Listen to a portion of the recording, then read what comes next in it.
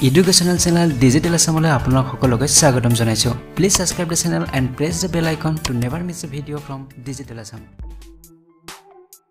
নমস্কাৰ মই পল আৰু আপোনালোকে চাই আছে Digital Assam আজিৰ ভিডিঅ'টিত আমি আলোচনা কৰিম BITS Admission Test 2019 সম্পৰ্কে So BITS হৈছে the Birla Institute of Technology and Science এই ইনষ্টিটিউটটো আছে পিলানিত সো এই ইনষ্টিটিউটটো ভাৰতবৰ্ষৰ আগশাৰীৰ প্ৰাইভেট ইনষ্টিটিউট বিলাকৰ ভিতৰত এটা সো তেওঁলোকে 2019 আৰু 20 সেশনৰ বাবে BITS এডমিশন টেষ্ট অনুষ্ঠিত কৰিব সেই সকলৰ বাবে যিসকলে BE B.Pharma বা M.Sc কোৰ্স কৰিব বিচাৰে এই টেষ্ট সম্পৰ্কে আমি ডিটেইলছ আলোচনা কৰিম যিসকলে এই কোৰ্সসমূহ কৰিব বিচাৰে তেওঁলোকে ভিডিঅ'টো হেকলৈ চাই থাকিব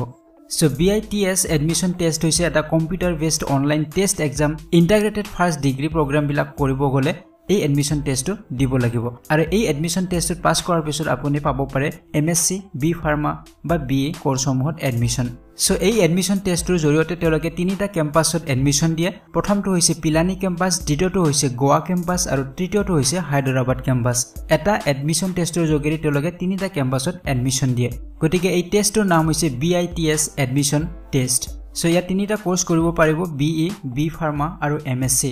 So BE বিভিন্ন সাবজেক্টত আপুনি কৰিব পাৰিব সাবজেক্ট সমূহ ডিটেইলছত আপোনালোকে পাব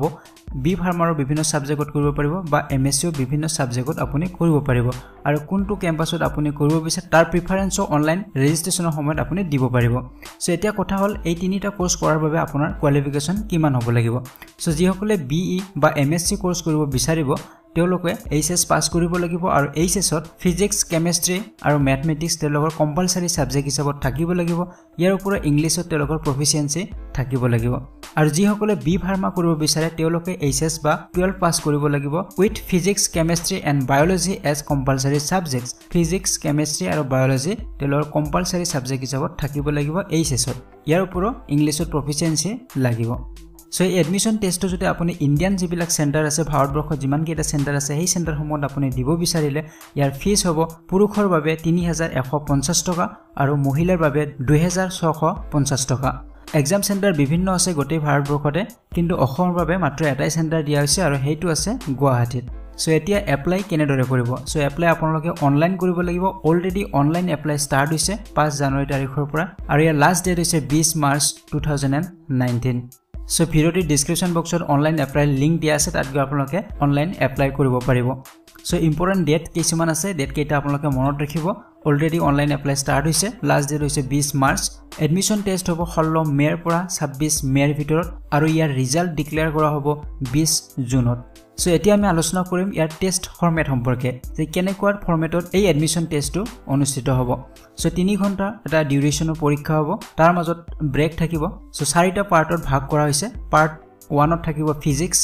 পাৰ্ট 2ত থাকিব কেমিষ্ট্ৰি পাৰ্ট 3ত থাকিব ইংলিশ প্ৰফিচিয়েন্সি আৰু লজিক্যাল ৰিজনিং আৰু পাৰ্ট 4ত থাকিব ম্যাথমেটিক্স বা বায়োলজি যিসকলে B.Pharma ক্যান্ডিডেট হ'ব যিসকলে B.Pharma কৰিব বিচাৰিব তেওঁলোকৰ বাবেহে এই পাৰ্ট 4 টো এপ্লিকেবল হ'ব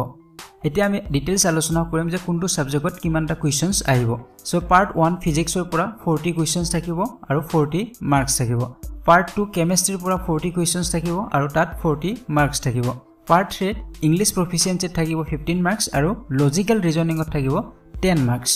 সো B.Pharma ক্যান্ডিডেট সকলৰ বাবে পাৰ্ট 4 টো লাগিব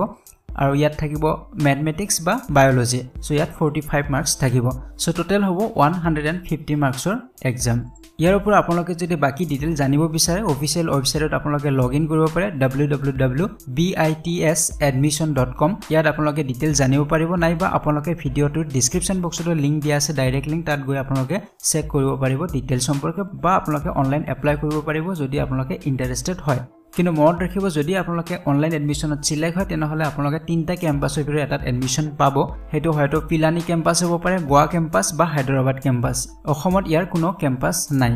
সো ফ্ৰেন্ডস আজি ভিডিওটি আছিল ইমানে যদি ভিডিওটি ভাল লাগিছে লাইক আৰু শেয়াৰ কৰিব আৰু এনে ধৰণৰ আপডেট পাই থাকিবলৈ এই চেনেলটি সাবস্ক্ৰাইব কৰিবলৈ নাপাহৰিব আজিলৈ বিদায় লৈছো ধন্যবাদ